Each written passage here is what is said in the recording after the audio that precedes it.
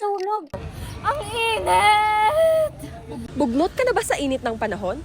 O baka naman hindi ka makafocus kasi para kang piniprito 24/7? Parang kasalanan nyo rin naman. Kasalanan ko? Bakit ako?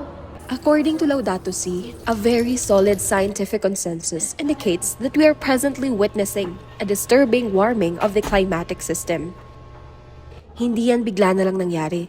Gawa natin lahat yan, individually and collectively. Pero di lang naman kami yung may kasalanan dito. Sabi nga sa Fratelli Tutti, we are all in the same boat and no one is saved alone. Lahat tayo ay may papel, hindi para sisihin, kundi para kumilos. Oo na, guilty na tayong lahat. So anong susunod? Simulan natin sa simple.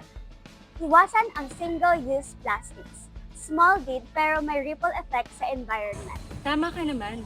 Sabi nga sa Gaudete et Exsultate, you need to see your life as a mission. Bawat araw, bawat desisyon, may epekto.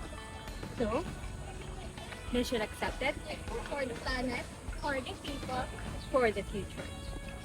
Mainit ang panahon, pero mas mainit kung wala tayong pake. Ayon nga sa Christus Vitus, young people, do not let the world draw you into being a bystander. Be the protagonist of change.